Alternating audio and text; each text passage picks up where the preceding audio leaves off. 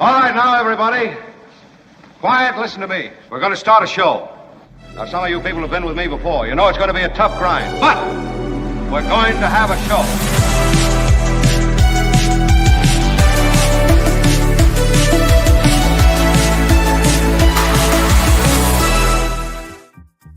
Good morning, good afternoon, and depending on where you are watching around the world, good evening. It's the Mark Thompson Show. I'm Mo Kelley, still filling in for Mark Thompson on this Thursday. We'll be with you for all of today and tomorrow as we close out the week. And in this business, this fraternity, if you will, this brotherhood and sisterhood of journalists, unfortunately today, we have to start off with some bad news. Someone very close to Mark and also the Mark Thompson Show has passed away, and we need to give him his flowers on this occasion. And in Kim McAllister, first, good morning to you. Unfortunately, I'm passing it to you under somber circumstances, but I know you can best describe the importance of the moment. Yeah, and I don't know if you guys have seen this. I know it feels inappropriate under the music right now, but we've seen it all over the place, and it's weird because you forget that someone is famous, so they're of note when you get to know them as a person, right? You get to kind of feel who they are, and you just look at them as a friend of the show, and here it comes. I'll wait till the music dies down here. Thank you. So I am very sad to have to pass on the news that our beloved Jim Avila has passed away. And Mark sent me a piece that he wrote to read to you, and I will do that now. And then we have video that we're going to play for you as well. Mark writes this, that we expected it for the last couple of months because Jim has been very ill, but the news still hits hard that our dear friend and respected colleague Jim Avila passed away. Jim was a regular contributor on our show, as many of you know, connecting with us Fridays to give us his take on any number of issues confronting America and the world, and he loved doing it too. He was a senior correspondent at ABC News, longtime White House correspondent for ABC News, a correspondent on the ABC News program 2020, World News Tonight, weekend anchor. The list just goes on and on and on. Jim reported from war zones in Latin America. We talked about that on the show, his personal experiences in those areas. The Middle East, he was a hardened journalist who recently had done the brutal work of bearing witness to immigrant issues at the border here in California as he worked for an ABC station in San Diego. He was the winner of multiple Emmy Awards, the Peabody Award, the Edward R. Murrow Award for journalism, and really, it only begins the list of accolades that Jim Avila has received. To say award-winning, the list goes on because he was amazing. And he was famous, as you may remember on the Mark Thompson Show, for his very blunt takes and his very famous drop. You have it, Albert? There's always been, in this country, 30 to 35% idiots. Yes, it won the Mark's Madness as the crowd's favorite drop. Jim Avila will live on in that drop, at least on this show, and won't be forgotten. He was a dear friend to Mark, as you may know. Mark will say more about him on Monday, but wanted me to pass this news on to all of you. We are very saddened that Jim Avila leaves us at the age of 70, though ABC News reports that he was 69. We do have a piece from ABC. Let's take a look at that. News about one of our ABC News colleagues. Former ABC News senior national correspondent Jim Avila has passed away after a long illness. Jim was an LA-based correspondent specializing in politics, justice, law, and consumer investigations for nearly 2 decades. He also worked in the White House and broke the news that the U.S. and Cuba had reopened diplomatic relations. That story earned him the prestigious Merriman Award from the White House Correspondents Association. After leaving ABC News, Jim joined the ABC affiliate in San Diego as a senior investigative reporter, covering a wide range of stories with depth and fairness. Jim also faced health challenges with courage, including a kidney transplant donated by his brother. The president of ABC News writes to colleagues this morning, quote, "We send our heartfelt condolences to his family, including his 3 children, Jamie, Jenny, and Evan, and we thank him for his many contributions and unwavering commitment to seeking out the truth." Jim Avila was 69 years old. On a personal note, I will say Jim Avila knew I had a news crush on him, and he never said no to me. When I had to fill in for Mark sometimes in an emergency, and I'm, you and Mark are able to kind of go solo and do really well with that, but I always kind of need someone to talk with, to have a conversation with, and Jim was always there for me. He would never say no, and we had some great conversations because of that, just the two of us. One conversation I remember in detail was Jim talking about war coverage, being a war correspondent in Iraq, and having some close calls and realizing that what he was doing was putting himself at risk. And his daughter called and asked him to come home, and he did. And he kind of teared up, but talked about the personal cost of being a war correspondent. It was an amazing conversation that I'll never forget. Jim had a lot of moments. You could ask him about anything, just throw a topic at him, and he was well versed, able to have an opinion about whatever it was. And when he came back and took the position in San Diego, where he did some really important work covering the immigration crisis at the border, he left the show for a time because he couldn't be a journalist, right, and still offer his opinion here on this show. He was a true professional.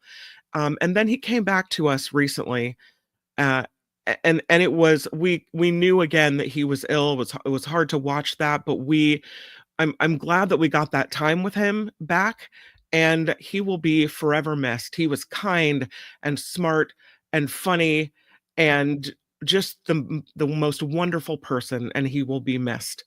Jim Avila passes away at the age of 70.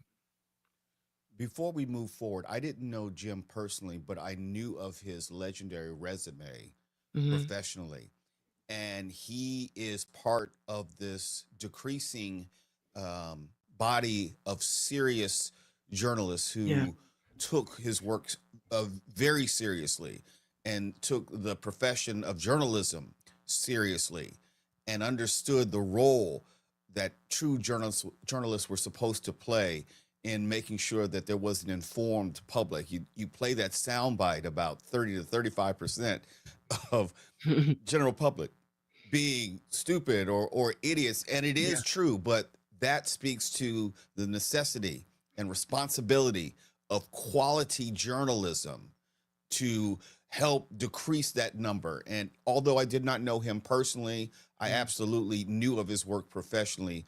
And beyond the personal anecdotes, I know professionally what he offered, what he gave is going to be sorely missed. And I know that sounds cliche, but it is ever so true. Some comments. Biggie61 says, like the rest of you, my heart is heavy upon hearing of the death of Jim Avila. We got to know him somewhat on a personal level through the show, so this death does hit closer to home. This show is very, it's a vehicle to allow, and I think it's even different, Mo, than regular radio or traditional TV, in that this show kind of allows people to connect on a more basic level. And I know it's TV, but we have a longer time to talk. And because of Mark's ability to connect with people, you kind of let your guard down, really. Many people do, and they're just natural, normal. And so we did get to know Jim on a personal level and feel like we're part of their friendship, really. And so I think it does, for people that have watched this show, it feels more heavy to them. Thank you to Richard Delamater, who kicks in a couple contribution in Jim's memory. Luis as well. Jim Avila, forever in our hearts and forever a Mark's Madness Hall of Famer. Thank you, Mark Thompson Show, for bringing him to us in such a special way. Thank you so much for saying that, Luis. He was so gracious at the Mark Thompson meet and greets. Rest in peace, Jim Avila. Yeah. Thank you, Luis, and thank you, Richard, for that. And thank you, everyone, for the comments. And I just feel grateful that we got to know him in this way. I'm very Absolutely. thankful that he was part of this show and part of our lives in a meaningful way. And speaking of in a meaningful way, as we discuss these topics, sometimes with a degree of silliness, but mostly with a degree of sobriety, it's good to have meaningful discussions, informative discussions. And as we move forward, a good way to start the show in earnest is with our guest, Ryan Clarkson, attorney and managing partner of the Clarkson Law Firm, overseeing the firm's innovative AI litigation practice, leading litigation against big tech, including Google and OpenAI. I want to welcome to the program right now. Ryan, how are you doing on this morning? I know it was a little bit different start to the show than usually your lead up and lead in, but how are you, sir? Appreciate the opportunity to come on and speak with you all this morning. I appreciate what you do, and all of us who are either participating in the show or watching the show obviously have some degree of knowledge and expertise and personal interest in technology. We use it in everything that we do, and in many ways it helps our lives, it improves our lives, but there's some underlying dangers that we may not have thought about. Is that fair to say? I think it is fair to say. And let me give you a little context. I founded and manage Clarkson Law Firm, which is about a 30-lawyer public interest law firm headquartered out of Malibu, California. We bring federal and state cases throughout California and the country involving class actions and mass actions against the largest corporations in the world. And many of our cases these days are against big tech. A couple of years ago, when the world was kind of taken by storm by ChatGPT and the AI arms race was launched, we filed a couple of groundbreaking cases against big tech companies like OpenAI and Google. And the one against Google involved the mass theft of everyone's personal copyrighted works on behalf of authors, in order to train the large language models that fuel their AI chatbots, like Bard and what is now known as Gemini. And as a result of those lawsuits, we started talking with people all over the country about their engagement with artificial intelligence tools. And we heard from concerned citizens, potential clients, whistleblowers, thought leaders, policymakers, nonprofit leaders, all sounding the alarm bells about what they were seeing out in the world. And that led to other lawsuits involving artificial intelligence tools, such as our work against the big healthcare companies, against employers of employees and workers working in the AI economy, the gig economy, and then false advertising cases against companies using AI technologies, making promises about what their products can do, but learning that it's really just AI washing, a form of deception. Ryan, when I first started really investigating AI and its potential benefits, I was told, and we saw a lot of articles, you saw it as well, one of the big positive additions of AI would be in the medical field, medical advancements, but also as we look now, since we're more informed on the heels of the recent cuts to Medicaid, there's some reporting out there that shows that the Trump administration plans to launch a pilot program in the coming months that will utilize AI to determine Medicare coverage. So I'm trying to reconcile the medical advancements in which AI could be helpful versus how AI is being used probably incorrectly or inappropriately in regard to Medicare coverage. What am I missing in this discussion? Well, I think we're all missing something, and that is when is the technological advancement going to come that's going to be this big benefit to society? Mm-hmm. Because I don't think we've seen it yet. What we have seen is record profits from the biggest tech companies in the world, who are kind of blowing up this artificial intelligence bubble, so it seems, where it's adding trillions of dollars of market cap to all of these companies, while socializing harms that ordinary people are experiencing every day. Whether it is driving children into loneliness and depression and self-harm, and in some cases suicide, whether it's leading to job loss because corporations don't want to invest in teaching and developing workers, whether it is through deception and impacting consumers' back pockets by promising them one thing, taking their money in exchange for it, but delivering something that doesn't satisfy those promises. What you've identified in the Medicare context is pretty alarming, because our firm is prosecuting 3 hugely important cases against the largest health insurers in the country, one against United Healthcare, one against Humana, and one against Cigna. And those cases involve the use of artificial intelligence tools and advanced algorithms to supplant the expertise of licensed physicians and determining whether or not they should get the health care they're entitled to, or preventing people from access to diagnostic testing and services that would help either diagnose their conditions, after which they could treat it, or understand what's going on with them, from a health perspective. And what the administration is rolling out in January is they are nationalizing through what they call, a test of sorts. In 6 states, they're going to use artificial intelligence technology in making decisions around access to Medicare. And if there's any thing that can be learned from our lawsuits and what is happening to our clients and the classes of individuals who are trying to hold the big private health insurers to account, we need to be very vigilant and ensure that the same thing doesn't happen in the public context.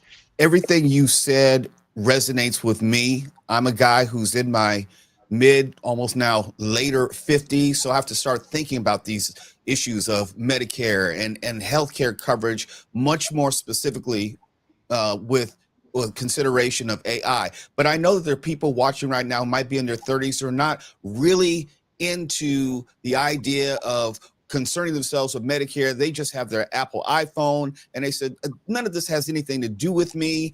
But I know that you can make it relevant for someone who's younger, who may believe that Apple and they may think that, well, AI is helping improve my pictures. I can use social media much more seamlessly thanks to AI.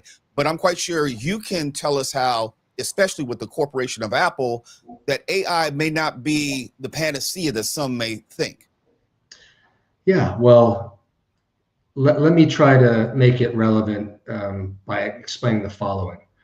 Each of us have parents, we have grandparents, and there are over 70 million Americans on Medicare Advantage plans. These are private Medicare-like plans that allow the older generation, our parents and grandparents, to access medical care when they need it. And in many, many examples, we represent, dozens of folks and have spoken to hundreds of people. And we know that this is happening on a huge scale. People are being denied their health care and it's causing, an acceleration in their demise, in some cases death. We know that this is happening. So some of our clients, for example, will go in for a surgery. Let's say they fall, they break a hip, they need hip surgery.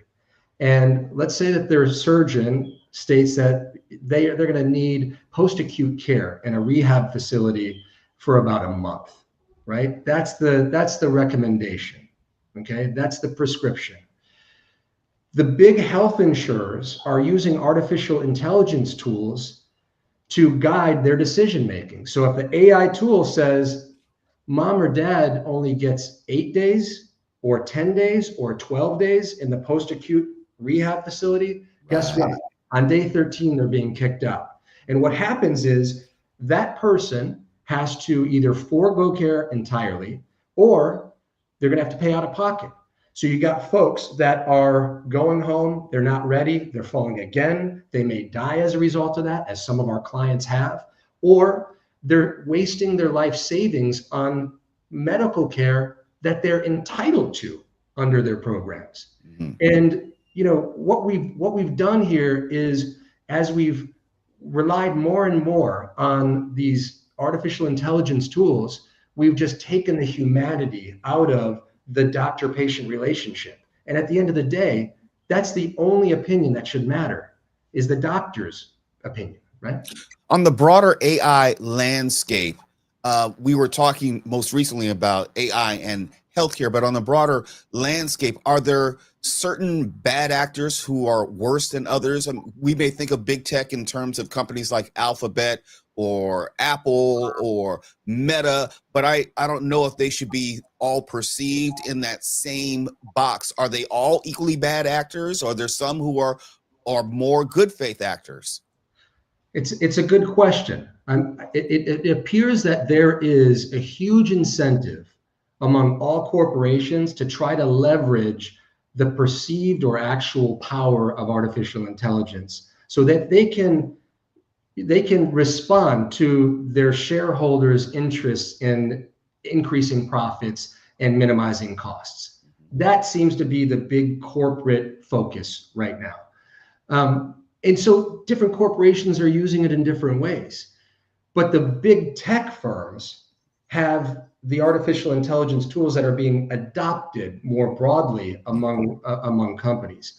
And so you see ChatGPT from OpenAI, and you see Gemini from Google, and Copilot from Microsoft, right? All these corporations are adopting this. And then you have to think about how they're using it. And then there are other technologies, typically they're chatbots, that are sounding alarm bells. An example would be Character AI, which has a chatbot that was marketed to parents and children to essentially create and cultivate, their own characters that they could then engage with, like human beings. And what we saw happening in that situation were horrible outcomes with AI psychosis and loneliness and depression, and in some cases, these chatbots radicalizing, isolating, and then coaching children, users, to take their own lives. And this has been well documented and the subject of a number of recent lawsuits. It's tragic, it's heartbreaking, and so to answer your question, I think you got to look at the negative outcomes associated with these technologies to determine which ones need to be discontinued and pulled from the market or reined in a responsible way. Well, I don't know how you managed to do it, Attorney Ryan Clarkson, how you managed to not only wrap your mind around some of these larger issues, but also can be an advocate in a world we don't even know where this technology is headed. We can see some of the warning signs, but we don't necessarily know where it's headed. And that's why this is going to be an ongoing conversation, not only here on the Mark Thompson Show, but all around the world. And I appreciate you, Ryan, for being on the front lines to not only protect Americans, but protect those who in future generations will have to deal with the consequences of the decisions that we're making right now with AI. I want to thank you for coming on the show today, Ryan. Thanks so much for the opportunity. Good speaking with you. I appreciate you. There you go. I mean, it's a huge deal. The Mark Thompson Show.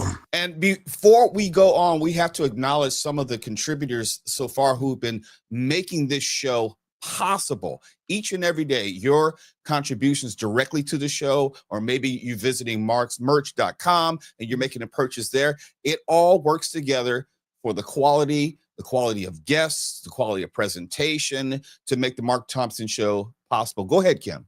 Oh, we've got one from Ren who throws in 20. It says, thank you, The Mark Thompson Show, for connecting us more closely with Jim Avila. Heartfelt sympathy for you all and for Jim's family as well. Ren, thank you for that. Much appreciated, really. And then Karen Kleiner with a 50 saying Jim and his famous drop. I don't know if we could, I'm not sure if we have it. We'll try to do it one more time. There's always been in this country 30 to 35% idiots. Thank you. He's not Thank wrong. you, Karen. He is not wrong, as a matter of fact. One from Jane. Oh man, so sad about hearing the news. Loved Jim Avila. Yeah, I know many of us feel the same way.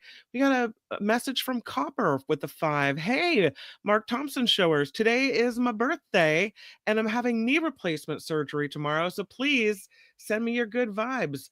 And send them we shall, and happy birthday to you, Happy Copper. birthday, Copper. Yeah, another birthday. It's a big month for birthdays. Happy birthday to Copper. And I know everything will go well with your surgery. So I just hope your recovery is swift. Another couple from Richard Delamater says, GM Remarkables, has anybody heard from Ukraine? It's so interesting. We have kind of let that topic languish as we have the shutdown and so many other important things to talk about. So yeah, I know. I did read something about Ukraine, Richard, about how the EU is really stepping up and getting more involved and looking at ways that they can help. Chaplain Fred with 10. Hello, everyone. Adding AI to healthcare will have horrible consequences. I do hospice care, and lots of my patients are losing medical, Medicaid and Medicare, especially vets, he writes, and it is horrible. Thank you for that, Chaplain Fred. Yeah. Susan with a 20. You will be missed, Jim Avila. Rest in paradise, she writes. Susan, thank you. Thank you. And Ron Cook with 20, a super sticker. Thank you, Ron. Appreciate you as well. A lot of great contributions to the show. And, you know, that's how we stay around. So, and that's how Mark says, that's how he meets payroll. So we definitely appreciate that so much. We do appreciate each and every one of your donations. And let's get to some of the other topics of news today here on the Mark Thompson Show. The Mark Thompson Show. I don't know if I should celebrate. I don't know if I should throw my hands up and say, yeah. I don't know if it's good news, but the government is now open, whatever that means. We know the president has officially signed the funding bill to officially end the shutdown, but we're not back to normal. It's not like all the air traffic controllers have returned to work. It's not like the lasting effects of the shutdown we're not still dealing with. So even though the government is open, how that's going to filter down and how long it's going to take for it to filter down is a little bit less clear. But here's something that I do know. The House is, according to Speaker Mike Johnson, they agreed to vote next week on the Epstein files. Supposedly, in this discharge petition, we would get all of the Epstein files with the exception of redaction of certain names. I don't know what that's going to look like.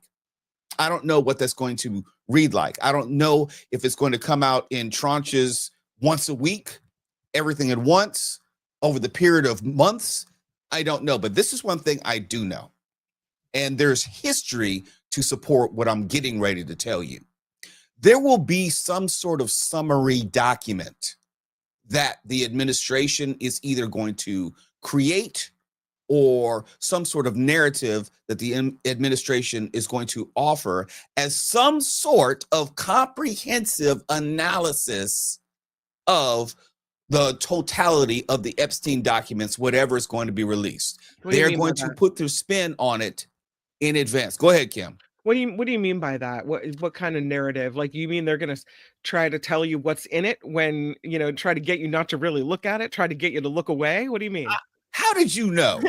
You're very savvy in that. And we remember what Bill Barr did as Attorney General, and I expect the same with Pam Bondi. We remember with Bill Barr and his summarization of the Mueller report. Mm-hmm. And he basically said, there's no there. He's been completely exonerated. I'm paraphrasing, but that was the spin and presentation put on it. And I would expect what happened at all. He wasn't completely exonerated. That was a lie. That was a lie. Yeah. But going back to the late Jim Avila, 30 to 35% of people out there are idiots. Mm-hmm. And most people are probably not going to read through the totality of whatever is released, the hundreds of emails, or see all the photographs, or know about all the video, or know about all the telephone exchanges, or whatever evidence may be connected to the Florida investigation, and also the New York investigation, and also the previous incidents, or any type of communication in between time. We may not see all of that. And also the Epstein files could be inclusive of things with Ghislaine Maxwell. All I'm saying is, since it covers a period of 20 years or so, most Americans will not choose to read through all of it. None of America is going to look at any of that with an open mind. We've all pretty much made up our minds, and we're not going to read all of it. We're not going to look through all of it. And I say all that to say that the White House is going to do what has been done previously in the previous Trump administration and try to characterize all of it and put some sort of spit shine on whatever's released and tell you, and I can tell you right now, everything that's released does not implicate the president. That's what they're going to say. I don't know how to say it, but that's what they are going to say. And they're going to dare you to actually research and look at all the individual pieces of evidence and communication and documentation, which will probably tell you a very different story. Not probably, definitely tell you a different story. If it wasn't going to tell you a different story, they would have released all the documents a long time ago, and they wouldn't have had this super secret, or not quite super secret, meeting with Lauren Boebert, and also the Situation Room strategy meeting to put together how they're going to respond. You don't do that unless there's a question of implication. Now, I'm not saying that what is going to come out is going to show Trump in some sort of compromised position. I don't know if there's going to be some picture or some video or some smoking gun email. I don't know that. But I do know you don't need a strategy meeting in advance of this release if everything was just fine. Go ahead, Kim. Oh, no, it's totally right. You don't need a strategy meeting ahead of the release if there's really no there, right? And yesterday, Karoline Leavitt, the White House spokesperson, said, they confirmed that there were these meetings in the Situation Room with Lauren Boebert, with, like she said, a key member of Congress, what have you. And then said, Mo, that we are very transparent because we told you about the meeting. If they were very transparent, they would just release the files with no meeting. Right. Here's Lauren Boebert, who's admitting that, yeah, there was a meeting and yeah, she was there. The president never asked me to take my name off of the discharge petition. Mm-hmm. But he raised any concerns about you taking that position? The president has not forced me to do anything. The president has not put pressure on me. I was not asked by the president to remove my name. Every conversation that I had was welcomed and very civil. And, it's okay for people to have discussions about things that are going on with our nation. Okay, you talk about transparency. There's no need to have a meeting specifically with Congresswoman Boebert unless there was concern or some sort of preference as to her actions. So let's dispel that notion right now. And also, you don't have to specifically and directly say, Lauren Boebert, take your name off the discharge petition. If you notice in that video, and Albert, I may want you to play it again, she was answering questions not asked by the interviewer. Okay, play that again. She answers questions about being asked to take her name off, being asked to do this. No, that wasn't the implication. That wasn't the ask. She's answering very specific questions, and she's probably telling the truth in the specificity that Trump did not ask her to do X, Y, and Z. But the understanding just by walking in the room is we have to at least get our stories together, or we hope you understand that this is very concerning to the White House. If everything was fine and there was no concern about what Lauren Boebert was going to do, then there's no need to speak to her and specifically to her. Listen to this again. The president never asked me to take my name off of the discharge petition. Mm-hmm. he raise any concerns about you taking that position? The president has Concerns. not forced me to do anything. The president has not put pressure on me. I was not No asked, one asked you by the about pressure. president to No remove one my asked that. name. Every conversation that I had was welcomed and very civil. No one And asked that. it's okay for people to have discussions about things that are going on with our nation. No one asked any of that. None of that. No. So see it for what it is. She's giving information. She could have said, they had a fine charcuterie plate up in there. No one asked that. But the point was, you specifically were asked to meet with the DOJ and Trump administration leadership to talk about the Epstein files. No one asked how the conversation went in the sense of whether it was civil. Now, you may say in advance, well, the president did not ask me to take my name off the discharge petition, but the understanding was the president is not comfortable with the discharge petition. Otherwise, there's no reason to discuss the discharge petition. Stop insulting our intelligence. And also, Albert, let's play the other video where we get a broader understanding of the meeting and what was hoped to be accomplished from ABC News. Pressure campaign is underway here at the White House, targeting House Republicans and the release of the Epstein files. Now, clearly, Speaker Mike Johnson said there will be a vote next week by the full House whether to vote to release the Epstein files, calling on the Department of Justice to release the files. Clearly, the White House does not want that to happen. That became clear on Wednesday when there was an extraordinary meeting that was held here at the White House. The Attorney General, the Deputy Attorney General, the FBI Director, all met with one member of Congress, Lauren Boebert of Colorado, urging her to not sign on to this, what's called a discharge petition. That is basically voting to allow the House to have a bigger vote. She said that, look, she is going to support the release of the Epstein files. So this extraordinary meeting here at the Situation Room in the White House clearly did not go as planned. But for the next week, this pressure campaign is still so important because the White House does not want there to be some major defection of House Republicans to vote for the release of this file. So for all the efforts that President Trump has done to try and move beyond Jeffrey Epstein, that still very much hangs over him, at least for the next week. Met with one member of Congress. Just one. Not even the full Republican conference. Just one member. And you want me to believe, Lauren Boebert, you want me to believe that it really had nothing to do with you and your signature being one of the necessary 218 for that discharge petition. You're insulting my intelligence. Or maybe you just assumed a 30 to 35% of idiots out there will go ahead and buy it. There's already, and you can see that this is the kind of thing that it will be used. Antifa Bog says there's no evidence of any crimes in these. Plus, the emails look fake. Earlier, writing that this is just the pick and choose what Democrats want to put out there. That it's all partisan. Why? Here's the thing: trying to manufacture a defense before you even really look at the evidence seems very telling. And if you want to excuse or deny the authenticity of something in advance, then we know there is a degree of authenticity to it.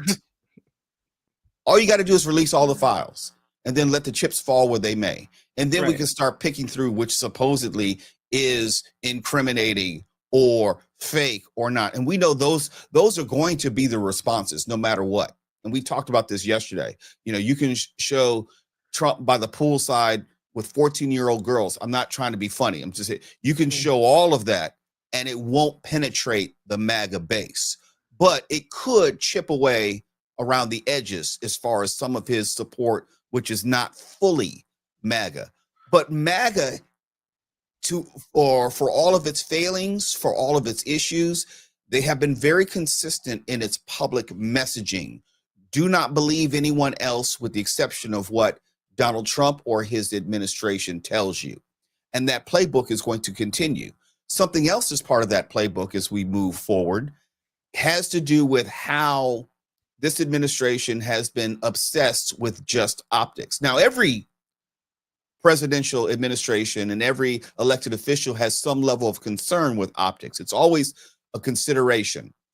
But the Trump administration has focused on the performative aspect of it, the things which are symbolic much more than substantive. And this is something I've been very critical with the Democrats and even the No Kings March. It's like that, symbolically, it's great. Substantive, not so much. Elections are substantive. This administration is performance politics on steroids. You see Pete Hegseth with doing the pull-ups and the push-ups. You have Donald Trump and his tough rhetoric and talking about killing people and blowing up people. That's all performance based politics. That's not actual legislative agenda. And so when it comes to the Epstein files, they're going to be hyper vigilant to make sure that they push back on anything which is in opposition to that idea. And I'll give you another example of the performance politics of it all. We know that the Trump administration has signed an executive order, that President Trump has, changing the Pentagon and the DOD from the Department of Defense to the Department of War. Did you know that's going to cost taxpayers, for those who are concerned about taxes, some $2 million to change all the signs, to change all the letterhead, to change all the inner workings of the Department of Defense and the Pentagon to the Department of War? And you would think, why is that important? It isn't. The money is important. The change in name is not important. Then you would ask, well, why would they do it? That's performance politics. It's about the idea of presenting this tough facade. And I appreciate, Kim, how you mentioned, like you had seen my martial arts test and what I do for martial arts. And it's a good reference point for me. When you are actually tough, or if you are wanting to project strength, the last thing you do is put it on a wall. The last thing you do is make it as part of a campaign. It's an advertisement. The last thing you do is change your name to wearethetough.com. No. Well, I'm an alpha male. No, if you have to proclaim it as a way to convince people, then I have to wonder, are you trying to convince yourself or are you trying to convince me? If you put on your social media profile that you're an alpha male, I immediately wonder, are there some latent internal personal issues that you're struggling with? Because it seems like you're trying to speak truth to power, or look at the mirror and say, I am tough today. Like it's an affirmation. You walk around the house, every mirror you see, I am an alpha male. Oh, guess what? I am an alpha male. Oh, there's another mirror. I am an alpha male. And you change the syllables for emphasis to make it seem different, because deep down inside, you're not, for whatever it's worth. This administration has all been about performative politics, showing people doing push-ups, showing people doing pull-ups, changing name of the Department of Defense to the Department of War. And that's a part of blowing up fishing boats in international waters. It's a marketing campaign.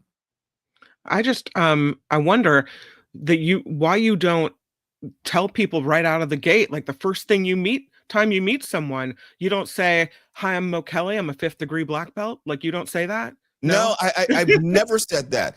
If you look at my profile, there's a picture of me on Threads, at least, in my black belt. And if you read my slug, it'll say in Korean letters, Hop Keto. But I never go around and say I'm Billy Badass. Of course not. But no. One thing I hope, Mo, is that they're saving all of the signs they take down and all of the old stationery, that someone has the forethought to set those things aside, so that when Trump is out of office and the whole MAGA thing is, please, blown over. This is from my sincere hope that we manage to come out the other side of this, that it's going to cost a lot less than $2 billion to flip that name back, because we saved all that stuff. Therein lies the larger question, Kim. My question is not only undoing the flimsy performative public declarations, but what do we do to take the government back to a place of stability? How do we undo the larger, more substantial changes? For example, the cuts in education, the cuts to the EPA, the federal workers who've been fired. How do we get to some level of governmental stability and national stability that we had prior to this iteration of the Trump administration, where the country is on a more secure footing? I mean, it's nice we can get back to the Department of Defense. It would be nice if we had a Secretary of Defense and not a Secretary of War who was more concerned about keeping America safe. It would be nice that we'd have an FBI director with a modicum of experience who was not partisan, who was not about the business of only forwarding cases and investigations against the president's perceived enemies and focused more on keeping America safe. I worry about those things much more deeply, and I'm much more concerned about what it's going to take to get back to that. It's not just changing a person. It's not just removing Kash Patel and putting in someone who is less ridiculous. There are some institutional changes that Kash Patel has made that you just can't undo with a magic wand. Right. People, the institutional knowledge which has left the FBI since Kash Patel is there, the people who have retired in the military, the generals and admirals who have been forced out and retired thanks to Pete Hegseth, you can't go back in regard to that. We've lost so much institutional knowledge, and with that, the ability to effectively protect America from enemies, both foreign and domestic. I don't know how you get back to where we were before, because you don't have the people there. No, we'll never get back to the same place, but hopefully we'll get back to some semblance of it. But it's going to take, as Michelle writes there, a long time. You should think about the judges that are in place, the policies you have to untangle, Yes. all the damage done. It seems like the easiest things are changing the placards on the side of a building, changing the Gulf of America name back to the Gulf of Mexico. Like, those are the easy ones that don't really even matter that much, that they just did to kind of take attention off of other things. Yeah, but it's the more insidious, who they put in power, and this whole Project 2025, kind of placing people in these strategic positions. Those are the dark ways that they've done things that it's going to take a lot longer to untangle, I think. And even the things that you can untangle, there are some things that we will not ever be able to untangle or undo or rectify. And that has to do with the Supreme Court. Mm-hmm. That's going to be another 30, 40 years of the Trump legacy. And although we may not have liked the addition of Amy Coney Barrett or Brett Kavanaugh or Neil Gorsuch, they're not going anywhere. And Trump could leave office or leave this earth today. That's not going to change. And regardless of whoever is subsequently going to be in the Oval Office, we still have to deal with a MAGA adjacent and MAGA friendly, sympathetic, however you want to characterize it, Supreme Court. Mm-hmm. And the degree of partisanship that we're struggling with in America right now does not end with the end of the Trump administration. We talked about how MAGA is not necessarily going to go away just because Trump may not be around. Now, they may not coalesce around a single individual in the same way. We know it's not going to be J.D. Vance. We know that it's not going to be someone like Ron DeSantis. They may not have a titular head at the top of MAGA, but at least the underlying aspects of MAGA are going to continue on.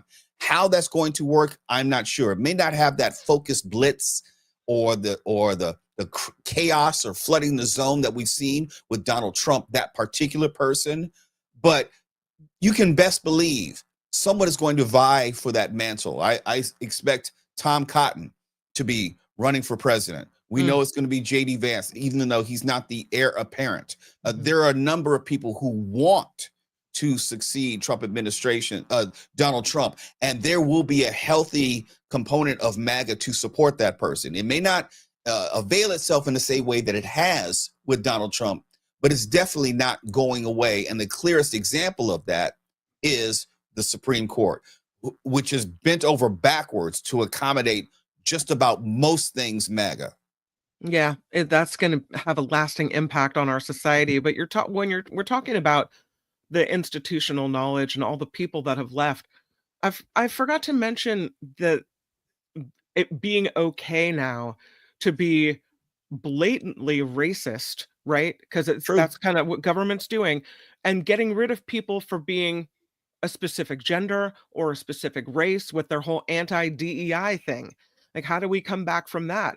Because we had society going in the right direction. You don't discriminate on the basis of, race, gender, religion, what have you. And now it becomes okay to do that, with even the courts backing up some of Trump's policies in this regard. So I don't know, like it's not only renaming things, but it kind of took us in the wrong direction. We went back down the road in a social way as well. Yeah, you make a great point, because there's the cultural significance and impact of what MAGA has done to America, and there's also the legislative and judicial impact of MAGA.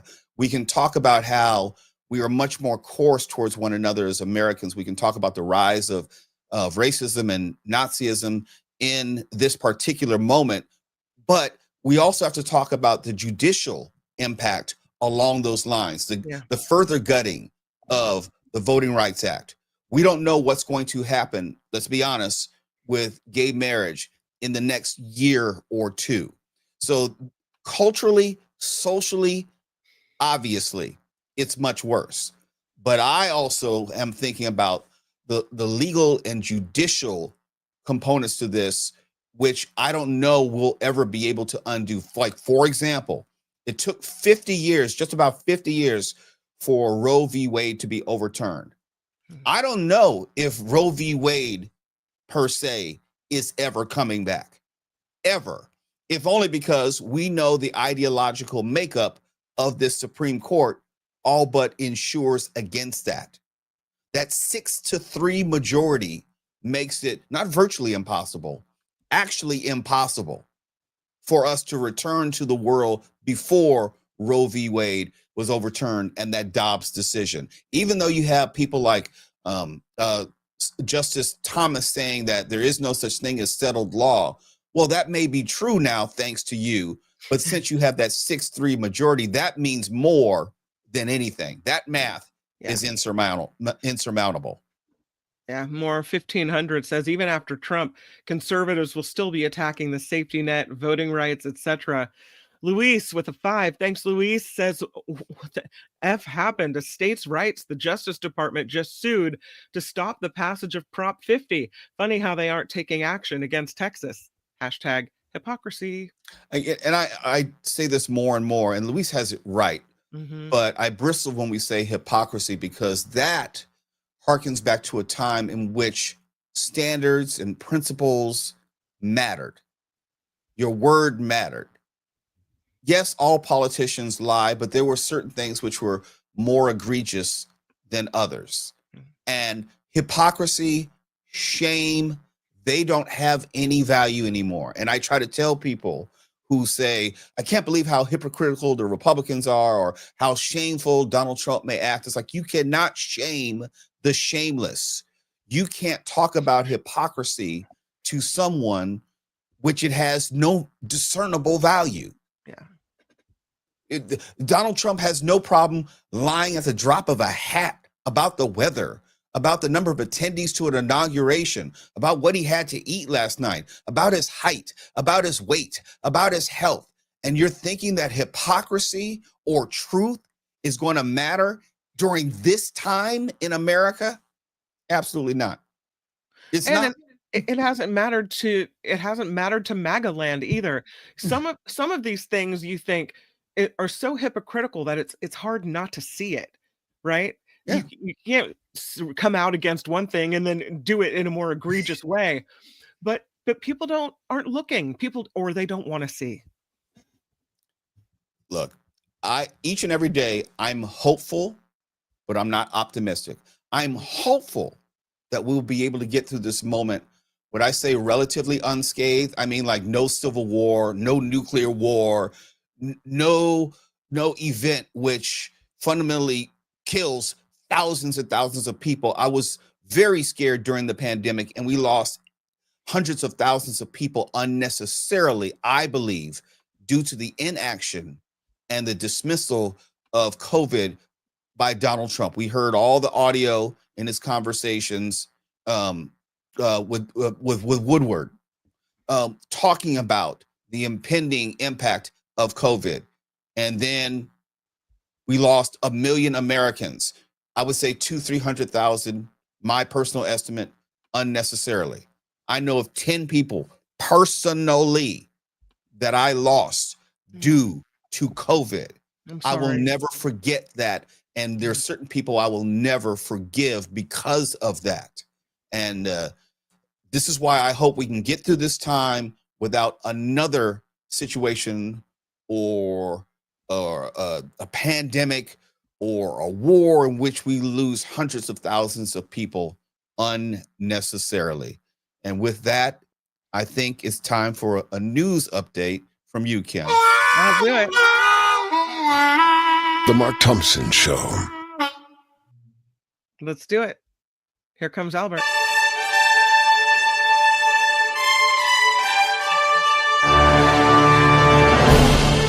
On the Mark Thompson Show, I'm Kim McAllister. This report sponsored by CoachellaValleyCoffee.com. A bill that calls on the Justice Department to release all of its Jeffrey Epstein case files will be voted on in the House next week, with the discharge petition now reaching the 218 signatures needed. House Speaker Mike Johnson is required to put the bill on the floor very soon. Democratic Congresswoman Adelita Grijalva becomes the 218th signature on that discharge petition shortly after she was sworn in yesterday afternoon. This follows the release of emails from Epstein to his associate Ghislaine Maxwell, as well as a journalist that referenced Trump, claiming in one message that Trump knew about the girls. Air travel should start to normalize with the end of the shutdown, but the flight delays will still persist. Flights have been cut due to staffing shortages as air traffic controllers have had to work without pay. Many were calling in sick. Delta's CEO says air travel should return to normal by the weekend, but nearly 1,000 flights have been canceled and more than 1,300 delayed as of last check. Here's something about that shutdown bill that's a little strange. The hemp industry bracing for this change after Congress passed legislation with a surprise provision to ban nearly all hemp-derived consumer products. Hemp is a derivative of the cannabis plant legalized in the 2018 Farm Bill for industrial uses like rope, textiles, and seed, but the law's broad definition created a loophole in federal rules on THC. The new ban will outlaw products containing more than 0.4 milligrams of total THC per container, which industry executives say will wipe out 95% of this $28 billion hemp retail market when it takes effect in a year. The U.S. Department of Justice suing to block California from enacting its newly drawn congressional district map. The complaint filed in California federal court today, targeting the map drawn to benefit Democrats and approved by voters in the majority Democratic state. The Trump administration is asking the court to ban the use of this map, and it accuses California of racial gerrymandering in violation of the Constitution by using race as a factor to favor Latino voters. Last week, the California Republican Party filed a similar suit. Governor Gavin Newsom says the mid-decade redistricting was in response to Texas approving a new district line or lines to benefit Republicans there. How come they're filing a suit against California and not Texas, Mo? What's that about? Uh, Uh, I don't want to use the word hypocrisy, but you know oh, how I feel about that. hashtag hypocrisy. Thanks, Luis. A judge will decide if the federal cases against New York Attorney General Letitia James and former FBI Director James Comey should be tossed out. In a hearing today, their lawyers claim the appointment of Lindsay Halligan, their prosecutor, as the U.S. Attorney for the Eastern District was unlawful. The judge didn't make a ruling, but is expected to by Thanksgiving. Police are on the hunt for a person who tried to confront acting U.S. Attorney for New Jersey, Alina Habba. In a post, Attorney General Pam Bondi said last night an individual attempted to confront Habba and destroyed property in her office, then fled the scene. Bondi says Habba was not harmed. President Trump set to pardon billionaire Joe Louis. The 88-year-old, whose family owns a majority stake in the London-based Tottenham Hotspur Soccer Club, pleaded guilty to insider trading and was fined $5 million by a New York judge in 2024. According to reports from The Athletic, the presidential pardon was influenced by Lewis's age and the fact that he, they say, did not personally profit from insider trading. Lewis Sure. requested, yeah, right. Quote, didn't, yeah, right. Lewis requested the pardon to receive medical treatment and visit his family in the United States, and now he will be allowed to enter the country for the first time since his sentencing. Pardon all those criminals. Senator John Fetterman says he's okay after falling near his home during a morning walk today. A spokesperson for the Pennsylvania Democrat said he was transported to a hospital out of an abundance of caution. Fetterman was found to have had ventricular fibrillation, a flare-up of it that caused him to feel lightheaded and fall. The second of two Major League Baseball pitchers accused of taking bribes in an alleged gambling scheme is being arraigned. Cleveland Guardians pitcher Emmanuel Clase was taken into custody after arriving at New York's John F. Kennedy Airport from the Dominican Republic this morning. He and his teammate, Luis Ortiz, allegedly accepted bribes from the bettors and then intentionally threw balls on certain pitches. So here comes the arraignment. These guys, as you mentioned earlier, this is the tip of the iceberg. We're probably going to see more of this type of thing. So want to mention that Health Secretary Robert F. Kennedy Jr.'s panel of federal vaccine advisors are set to meet next month to discuss vaccine schedules for children. Of course they are. According to yeah, this is concerning. According to a Federal Register notice, the panel will convene on December 4th for discussions on vaccine safety, childhood and adolescent immunization schedule, and hepatitis B vaccines.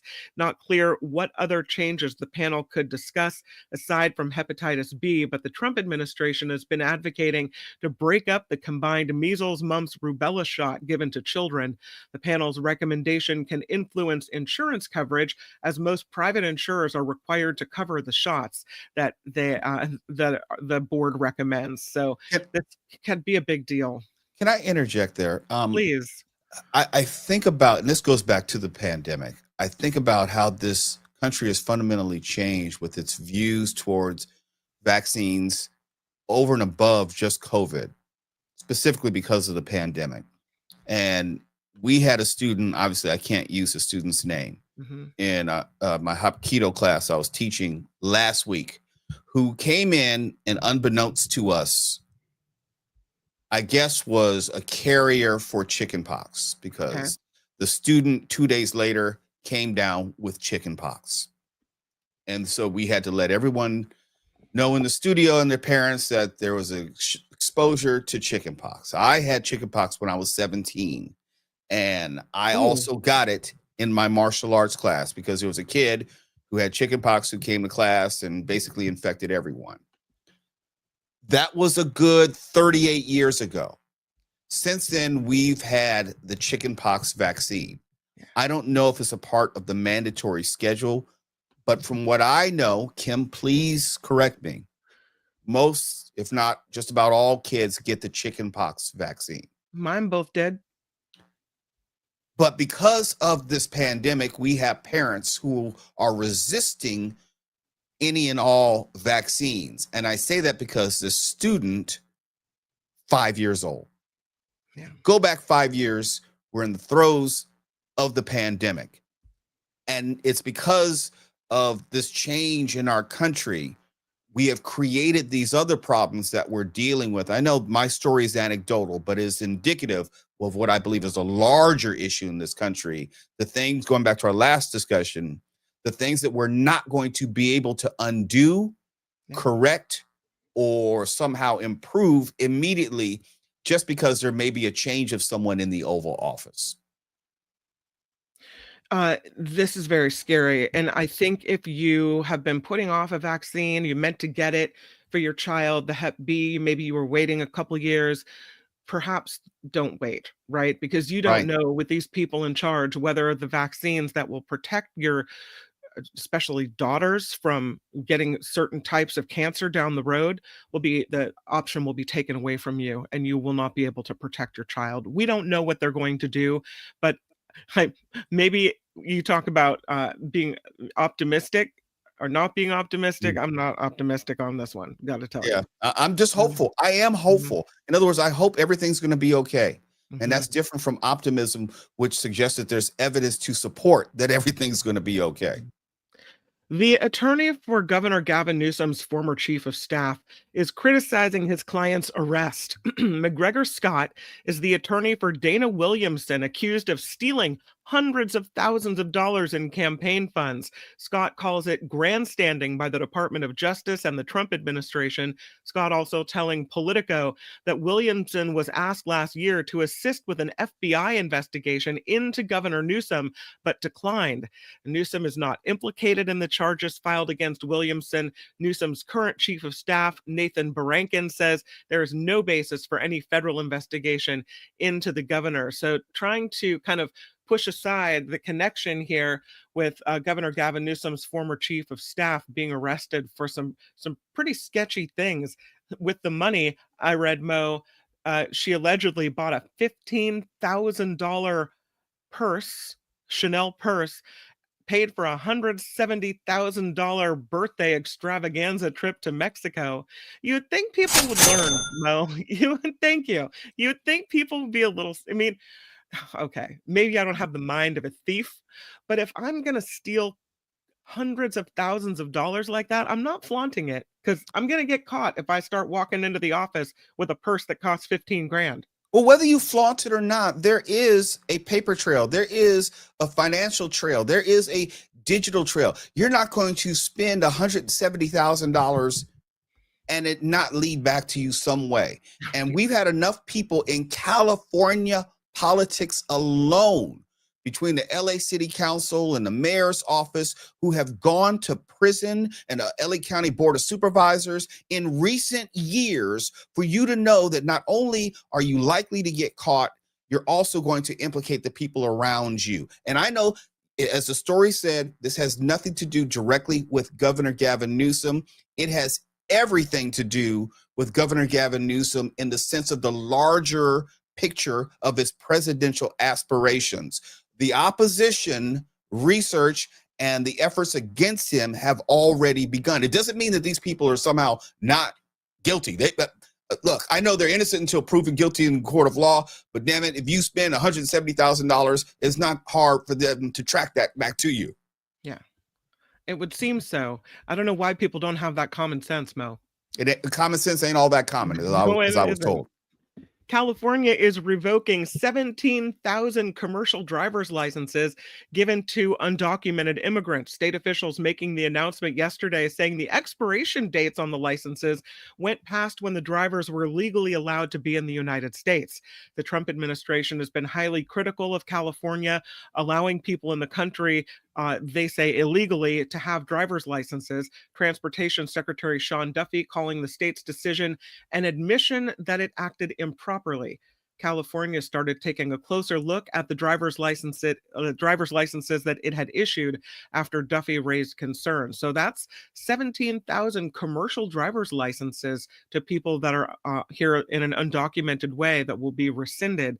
And one would have to think that would affect business, Mo. Yeah, there are intended consequences. In other words, the political implications of why this is being pursued. And then there are the unintended consequences of people who are the collateral damage, if you will, of the people, the businesses, the industries, which will be impacted by the loss of these individuals. Now, let me just be completely transparent. I have never supported, in a general sense, driver licenses for undocumented. That's a different story for a different day. I've never supported that. But I've understood as far as professional licenses, which is different. And just like those who may sign up for military service, you're providing a service which is not necessarily dependent on your citizenship status. I would liken it to getting a green card or a visa, and you're doing a job inside a country as opposed to just existing.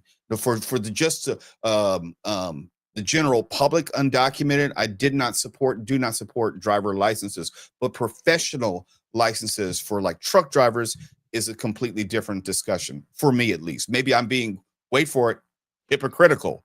I don't think so. This report is sponsored by CoachellaValleyCoffee.com. It is the most amazing coffee and the most amazing tea. I can't tell you. In 5 years, I don't know, down the road, if this show ever should end and my connection to Coachella Valley Coffee should falter, I would still be ordering Coachella Valley Coffee tea. It is that good. I would order it if it had no connection to the show. The fact that it does have a connection to the show, even better, because now I get to support a business that supports the Mark Thompson Show. CoachellaValleyCoffee.com is the website. They have tasting notes, so you get an idea of exactly what it is that they're selling and whether it aligns with your taste, something you would like. There's the lion's mane coffee, which is really big at our house. They have tea with lion's mane in it as well to improve your mental clarity. You all know I love the vanilla iced tea, the mango iced tea, the Moroccan mint. So many good things to look at and check out at CoachellaValleyCoffee.com. And if you do find something that you like, please don't forget to use the Mark Thompson Show super special secret code. It is MARK-T, no spaces, MARK-T at checkout, and that'll save you 10% off. And it's perfect timing because these are great little items, little, bags of tea or coffee to put in stockings for the holidays. CoachellaValleyCoffee.com. I'm Kim McAllister, and this is the Mark Thompson Show.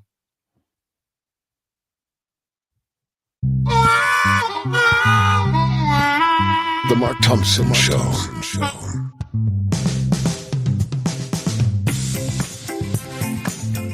Who's Mark Thompson? Everything is going extremely well. And as we move forward, we have to shout out some of the people who have been supporting the show. Kim, I see we've had some other supporters weigh in with some contributions. Hello, can you hear me? Yes. Okay. Yes. Well, let's take a look at them.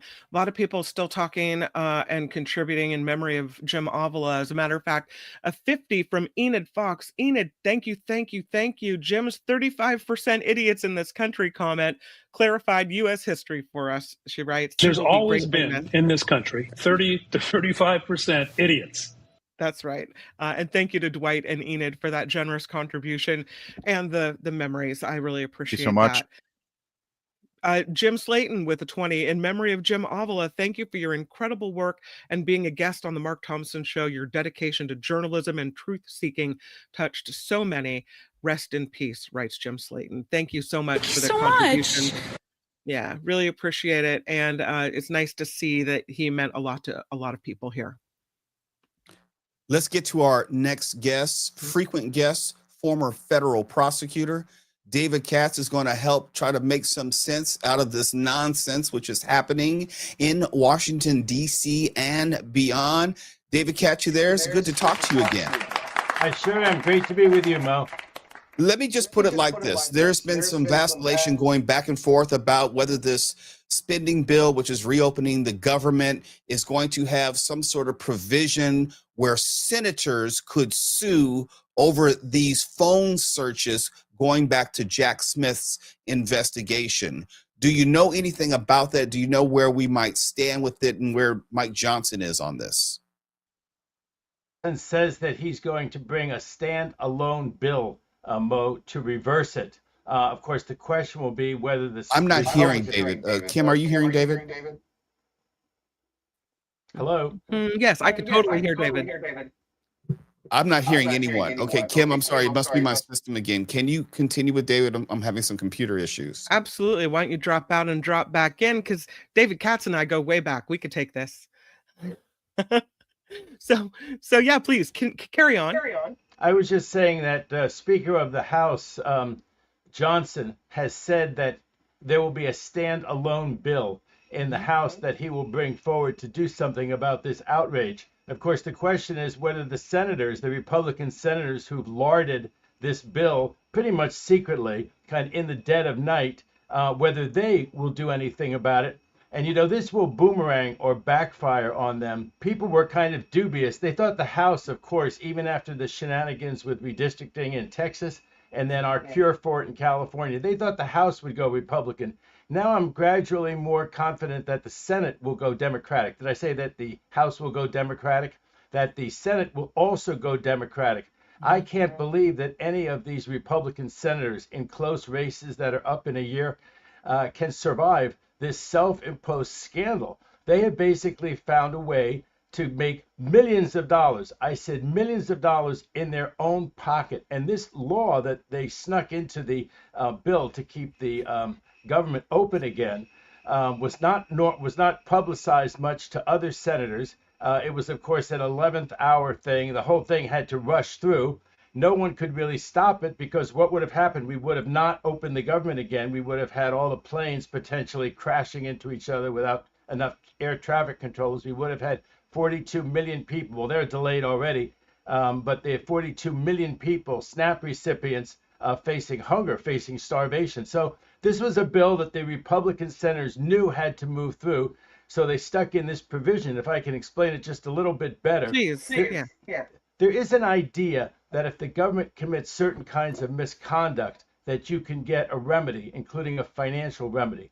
If the government, let's take a situation where, I don't know if you see those great movies where they have to minimize phone calls. And so when a suspect talks to their attorney, even if there's a wiretap, the government cannot listen in on the attorney-client portion when the client asks the attorney for advice. There's a very funny movie scene in one of those movies like Casino or whatever is good, maybe Casino, where the criminals talk for like their girlfriends get on and talk for like 3 or 4 minutes, and now they have to minimize, or the lawyer gets on with them and they talk for a few minutes, and the cops have to minimize, and then they talk about the real criminal stuff that they want to, knowing that the cops or the FBI can't wiretap. Well, suppose they continue to listen in. There's a $10,000 fine for knowingly violating, let's say, the attorney-client privilege. So I'm turning that funny thing on its logical head, that there are some things which are financial remedies against the government. They're rare, and of course the government tries very hard not to do them. The Republican senators, as a group, voted for this and put this in there. Now they're trying to blame it on Majority Leader Thune. But there's 7 or 8 senators who directly, Republican senators, who directly financially gain from this. And some of them are in swing states. There's 2 Tennessee senators. There's another one. So here's how it goes. After the January 6 riots, there was a lot of suspicion who Trump and Trump's White House had talked to, including what senators. Maybe some senators had done tours, and those tours were actually ways to scout out, right, to case the Capitol for these marauders who were going to come in. Maybe the senators were even in cahoots with some of the marauders, maybe not the extent of what they were going to do, but that they had done some things, Kim, that were improper. Maybe they'd done no more than delay things, than help Trump try to figure out how to not tamp things down. And anyway, there was reasonable suspicion that there had been phone calls. Did Jack Smith, the special prosecutor, wiretap them? No. That is what my example was about, but no, that is not what they did. All that they did was on the most suspicious senators, they got what are called pen registers. Now, when I was an assistant U.S. attorney, these pen registers have been around forever. We've gotten them in law enforcement forever. They've never been controversial. Nobody got damages from the federal government per pen register. And my Lord, no one ever got $500,000 per instance of pen registers, which is what these Republican senators have now voted 7 or 8 of their colleagues. So any Republican senator who had a pen register, a pen register on their phone can now sue for this. On top of that, so let me make sure everybody understands what this is. It's like an old phone bill. It says that phone number 818 talk to phone number 415. It has my phone number. It has the person in 415 number. It doesn't even have the identity. It has my phone number, that person's identity. It shows the time of the call, and it shows the duration. Let's say 7 minutes of the call.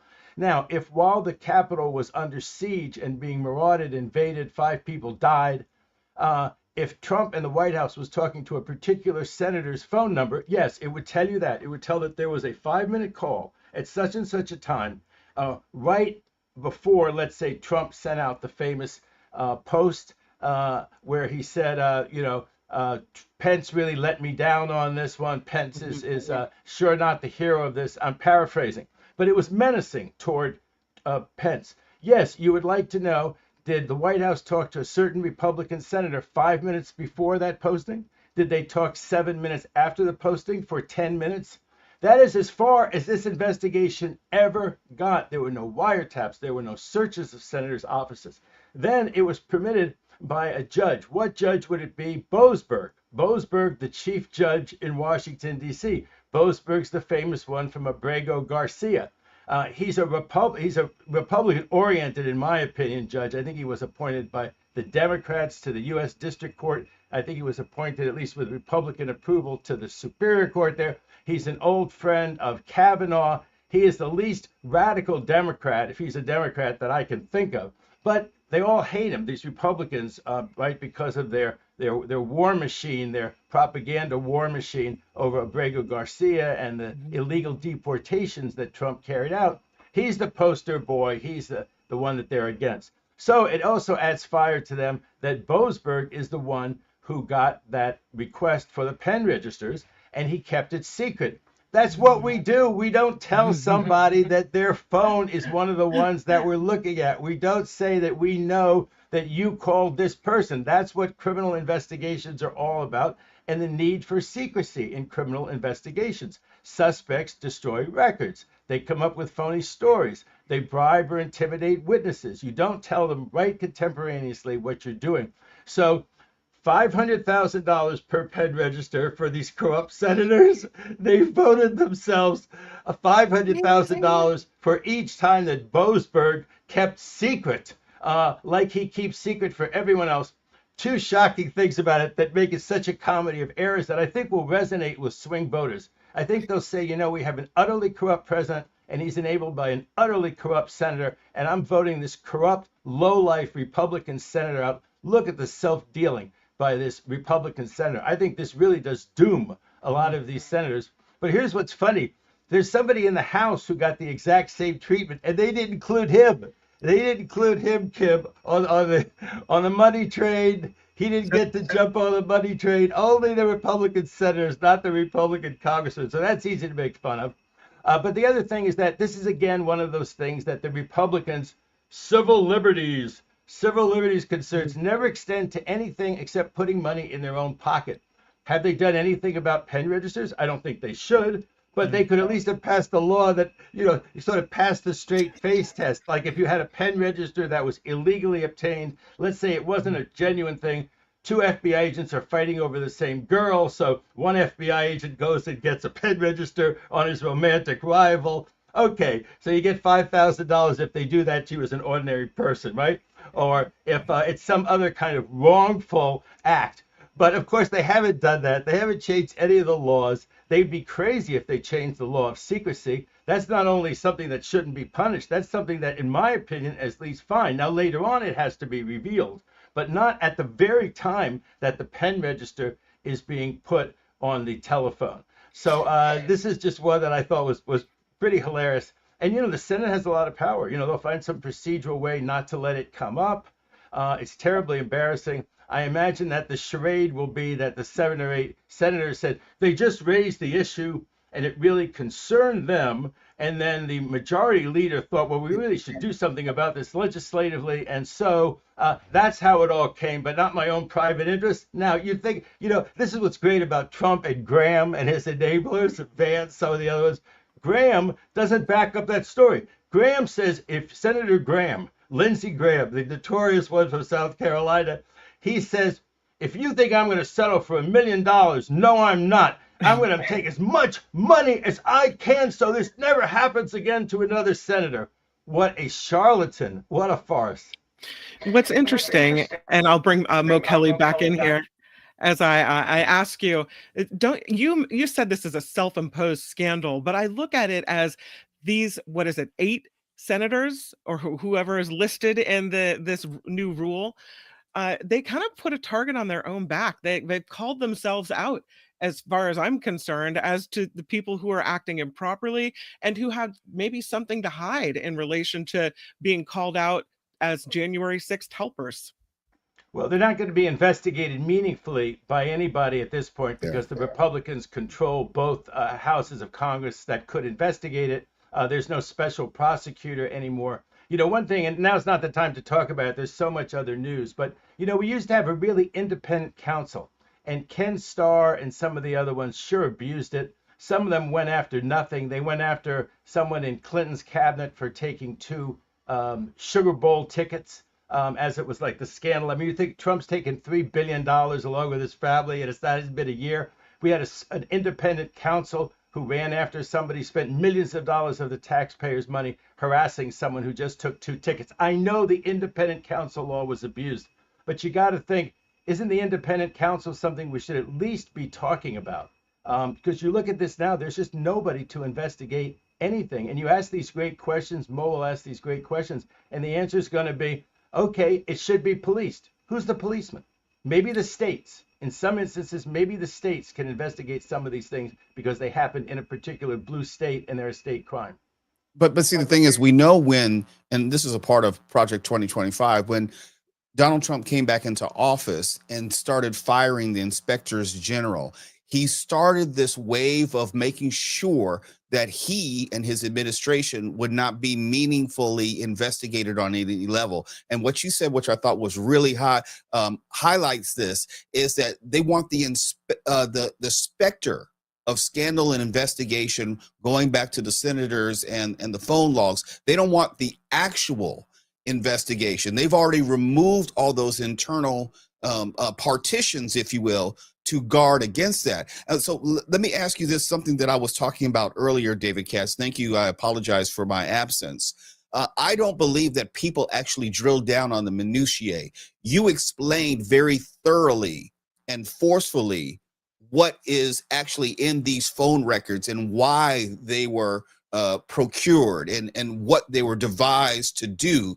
But I don't think most people, going to a conversation we had earlier about 30 to 35% of Americans being idiots, I don't know if people actually drill down or care about the actual facts or specifics, because we live in this information age where people don't care about the details. They read headlines and not stories. How do you go about making people better understand when there is a specter of investigation as opposed to an actual need for an investigation? Well, I tell people that I meet to watch the Mark Thompson show. And that's what people ought to do, is inform. It's not that hard to inform yourself in America. There are still some good newspapers. I mean, the New York Times, Washington Post, there are some good newspapers left in America, and there are some good sources. The problem is that people get in these little silos, and then these silos just keep giving you more of the, what they think you like and stuff. So that's certainly a problem. But I think, that's really the answer, right? That people inform themselves, that people realize how important it is. And we've had a lot more that, people were apathetic about some of these races. They sure weren't apathetic. They're sure not going to be apathetic in 2026. You look at the turnouts that we had that were tremendous. All that blue wave was also based on a huge turnout, was based on people being energized, based on people who thought, it's not that important to me. They can really see how it affects my life. And this last thing, I'll just say this very briefly. This is more of a political thought than a legal thought. But Trump really showed his cruelty. There were a lot of things that the Democrats, I thought, not only made their point, but made it very effectively with the American people, even though they ultimately made the deal, which has been, criticized. But they certainly made the point not only that we need to do something about these premiums that are going up 50, 70%, average middle class person having to shell out tens of thousands. That's not made up, tens of thousands more to be covered by Obamacare. Millions of people are going to drop having health care at all. They're going to go back to the emergency room like they used to in the old days when they're much sicker than they used to be. People with contagious conditions aren't going to go in because they won't have the coverage, and they'll get the rest of us sick. All of those reasons that backed up Obamacare, the Affordable Care Act, are being diminished now. And we weren't talking about that. I've been on some of these right-leaning shows. That's what they're talking about. They talked about the shutdown, and shouldn't they really be doing something about millions and millions of middle-class, working-class people who are going to be knocked off the opportunity to have health care coverage? So I think that was important. But the other thing was to show the absolute cruelty of Trump. People had said, well, he's sort of efficient, he's a businessman. No, he showed himself to be so cruel, and that he was willing to let people starve in America, 42 million people on food stamps, that he was willing to have chaos at the airports. Someone said on one of these right-leaning shows, well, it was only when the donor class got worried. It wasn't the donor class that was flying around. It was middle class, working class people who wanted to see their family for Thanksgiving. Right. That he had that much cruelty, and I could go on and on, firing federal workers, many of whom, by the way, are not political or are Republicans, but firing, federal workers willy-nilly, all the things that he did. I think the country really got it. I think they will. We always said they'd be repulsed voting for someone like him, his sexual shenanigans, his lying and stuff like this. But this was cruelty that really hit home to millions of Americans. David Katz, I could talk to you all evening. Unfortunately, I had some computer issues and I didn't get my full opportunity to talk to you, but I'm quite sure we will get to do this again sometime in the future, I hope. I love that. And as I mentioned the other day, I went back after I recognized you last week and I saw some of our clips from CNN Newsroom, and you were terrific. You were usually the liberal guest, and you'd be up against somebody who was the more conservative guest. And then, as I said, I got to be the umpire on that show, and I went back and looked at it, and you had most of the strikes, and your opponent had most of the balls. You were getting it right then, and you're getting it right now. And I don't mean right wing, I mean right correctly. Well, I appreciate that, but I'll take people behind the curtain. CNN was notorious for booking me as the quote-unquote liberal guest to oppose someone, and I had to tell them again and again, I'm a registered independent and I just talk about the issues, but they were trying to pigeonhole me because they wanted the confrontation and the on-air fight about the different issues. And it was like, I don't necessarily disagree with that person who I was pitted against all the time. And so they don't book me as much anymore. But thank you for that, David. One last story from News Nation about 6 months ago. I'm on with an African-American gentleman, Republican, who had been, I guess, Schwarzenegger's chief of staff. Brilliant, wonderful guy. So we're going to oppose each other. I'm a Democrat. He's a Republican. We're talking about Trump. He was the biggest anti-Trumper I ever met in my life. So they definitely didn't book our team. There was no food fight there. But anyway, you were wonderful on that show, and it's great to see you again. And anytime, if you do another venture, think of me. Love to be with you, Mo. Absolutely. Look forward to it. David Katz, thank you so much, sir. The Mark Thompson Show. And also, I know that you need to get your little dose of Mark Thompson each and every day, and I understand it. It is the Mark Thompson Show. I'm just keeping the seat warm while he is on vacation. But to that end, we have a little more Mark. We're going to play you now a conversation between Mark and Margie Goldsmith, who's the author of Badass. It's about being brave. It's about travel. It's about exploring the world and more. Here's Mark Thompson and Margie Goldsmith. The Mark Thompson Show. I'm excited to meet a badass. And when I say badass, I use that terminology advisedly and deliberately. Becoming a Badass, From Fearful to Fierce, is the new book from our guest. You will not believe what she's been through. She's a noted travel writer, but her life and life story is an extraordinary one and an instructive one for all of us. How about it for the great Margie Goldsmith, everyone? Look at you, Margie Goldsmith. Welcome. Nice to see you. Thank you so much, Mark. You're pretty much of a badass yourself, you know. And I'm an ass, but I haven't gotten the bad part. Or I'm the bad with the, I don't know. I feel like I'm only halfway there, but thank you. Mo, your life has really been an extraordinary one. Now, I mean, understand that you have seen all these exotic ports of call, and you've traveled all these wonderful places. You're a travel writer. You visiting, just in looking at notes, 150 countries, 7 continents, Uganda, the Marquesas, South Korea, Laos, Cambodia, Oman, Cuba, Tibet, Nepal, Borneo. I mean, this is incredible. But your life prior and growing up is one that really you were forged out of some trauma, you know, and that's kind of why your badass ascent and your advice as to how we can all be forged out of whatever might be affecting us negatively. That's why I think it's so powerful. I wonder if you could speak to it and just relate a little bit of your background. Sure. Well, I come from a dysfunctional family, which is a little less typical than most dysfunctional families because there was mental, physical, and spiritual abuse, suicide, schizophrenia,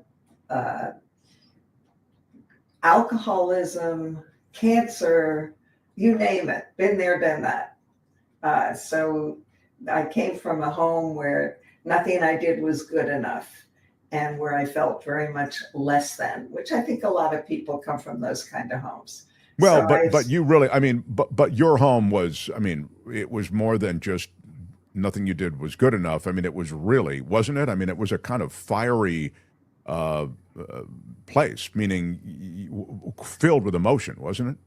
It was a hellacious place. More than once the police called, you know, they'd come over and they'd say, we've had complaints, there's screaming going on in the house. And my father, who was very smart, who was alive then, would say, oh, we were rehearsing a play. So we got away with it. And in 5th grade, I think I tried to write a story about my schizophrenic sister, and I handed it in, and the teacher said, don't you start making things up. And she ripped up the paper and said, just write the truth from now on. So it was hard to be believed, and it was hard to get any attention. I was in the middle of 2 sisters, so that didn't work too well, as any middle child knows. So I kind of had to learn to survive on my own because they never gave me any advice. I think once my mother said, grow up and be happy. Well, there's no such thing as a state of happiness. We just can't live that way. So, I mean, I've asked you to draw out some of these specifics because I think it was, I mean, while some of this was relatable, meaning sort of like middle child or whatever, it might be something that a lot of people can relate to, not being heard by your parents, parents not having time for you, all these things. I mean, these are all things that maybe on some level many can relate to, but yours really was an emergence from the ashes of a childhood that was informed by all of this, you know, times 10. So tell us about that, how you emerged from it, and what your book suggests might be usable for a lot of us. Well, I emerged from it when I graduated from college. And by the way, I went to 13 different schools before I graduated from college because they kept moving. I always used to kid that they were running away from life, but I think they just could never afford anything. They never had any money. So I saw a flyer at Columbia University and it said, charter flight to Europe, round trip, $200. And I thought, this is perfect. I'll go away for the summer. I'll come back. I'll get a Master of Fine Arts. So I had some money because I'd had an automobile accident and I got $1,500, which would be the equivalent of probably $5,000 today or more. So I went to Paris. It was cold. It was dark. It was raining. I thought the cute French guys would hit on me. No, they did not. And I was miserable. So I left Paris. I went to London. I went to Venice. I went to Rome. I went to Greece. I went to the south of France. I was coming back on my way home on the train from Nice to Paris to catch my flight back to New York. And there was a little 12-year-old girl sitting next to me. And I was thinking, I hated Paris Everybody else loves Paris. They write the love songs and the books and the stories, and there must be something wrong with me. So I think I'll just stay here and learn what it means to like Paris. Because who wanted to go get a Master of Fine Arts? I didn't really want a Master of Fine Arts. I only wanted to write, but that was not considered a career. So I thought, if I stay in Paris, I'll learn what it is about Paris, and I won't have my mother to tell me what to do. Because back in the 60s, long distance cost a fortune. You didn't call anybody up on the phone. It cost too much. But I got a call from her, and she said, "What do you mean you're not coming home?" And I said, "I'm staying in Paris." And she said, "Are you in trouble?" I said, "No." And she said, "Are you pregnant?" I said, "No." And she said, "Well, why aren't you coming home?" And I said, "Because I want to stay in Paris." And I did. And that got me out of her clutches. By then, my father had already committed suicide. He did that when I was a freshman in college. So there was only my mother to account for, and my grandmother, who was the strong power of the family because she was the one with the purse strings. When your dad committed suicide, was that a relief, or how did that affect the family? You know, no matter how abusive he was and how much he hit me, and to this day, if anybody comes too close to my face, I flinch. Still, he was the wrong parent to die, because underneath all his abuse and the horrible things he did to me, I liked him better than I liked my mother, and I thought the wrong parent has died. So I was very upset about it. Did he leave a note of some kind, or an explanation as to why he was? He did. He left a note, and he said the day before he had taken my older sister, who was a schizophrenic, into her first mental facility where there were 3 locked gates, and he had to go through them and visit her. And in his note, he said, "I know you and Lynn, my younger sister, will all be fine, but I only wish I could take Kathy with me." She was the one who was in the mental facility.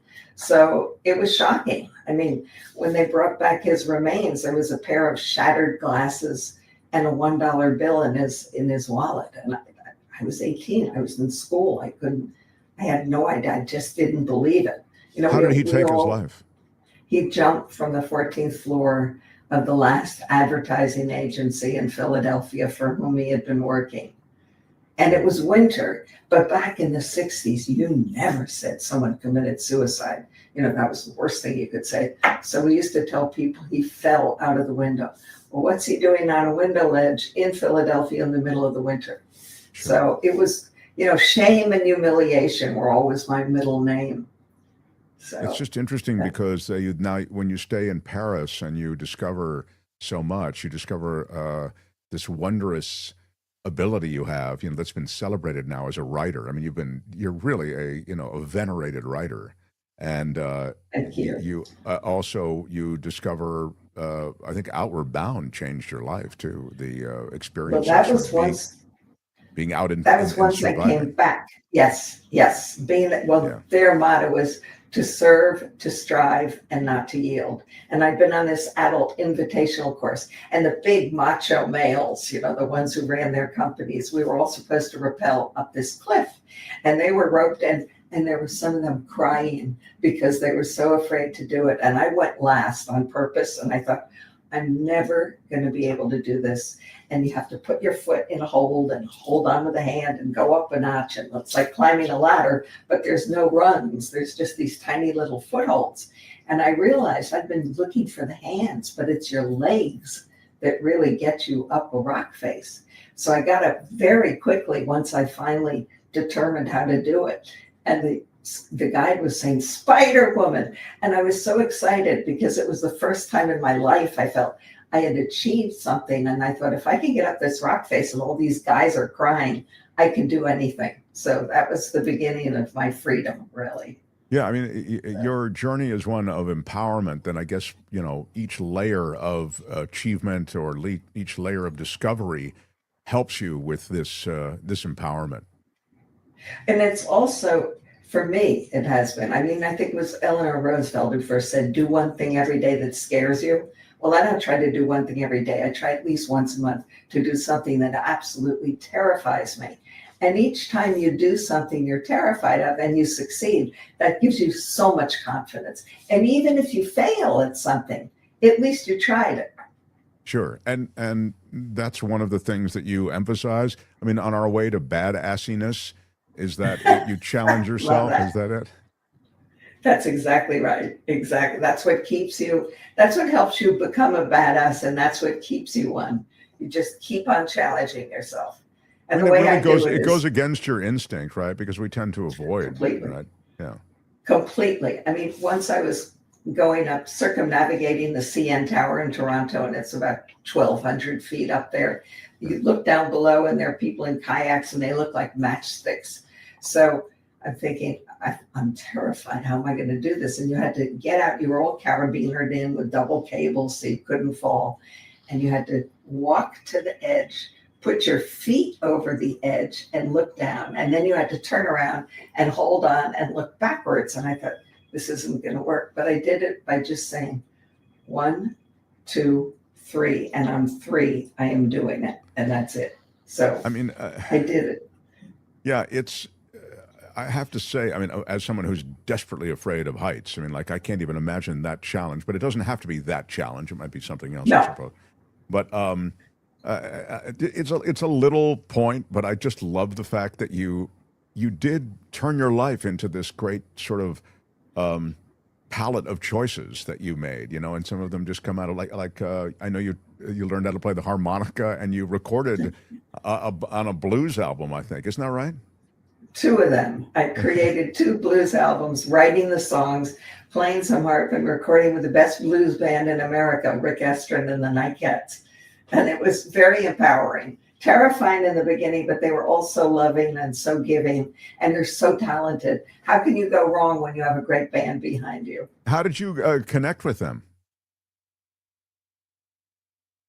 Oh, I just lost Margie. What happened?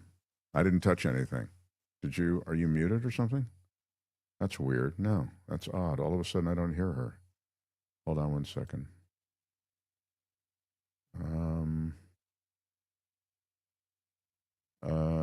Try it. Can you speak now? Oh, that's weird. I don't understand what happened. Oh, I don't know what happened with Margie. Margie, if you can hear me, disconnect and reconnect. Just when I was getting super intrigued.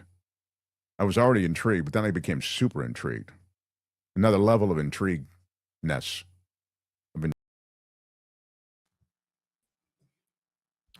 Yeah, here we are. So unfortunately had the technical problems there, but what a great interview. And the book is called, Badass, How to Becoming a Badass.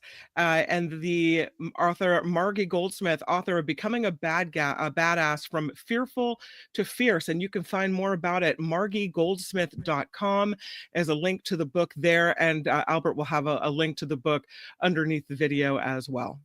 What took me back was Ms. Goldsmith. She said, my father was not the one who needed to go.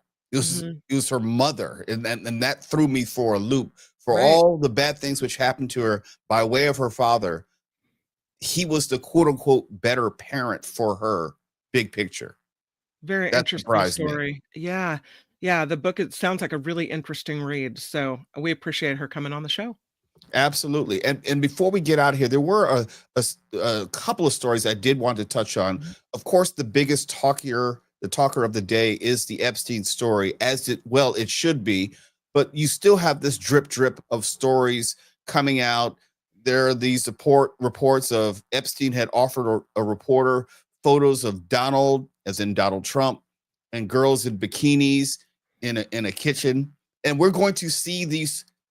When I say photos like these, when we eventually get the final dump of all these Epstein documents, because it's supposed to be inclusive of videos, inclusive of emails, inclusive of photos. And we don't know what those are going to be. But I do know, going back to the top of the show, because the Trump administration is so damn concerned about anything coming out, that there is some there, at least embarrassing at best, criminal, arguably criminal at worst.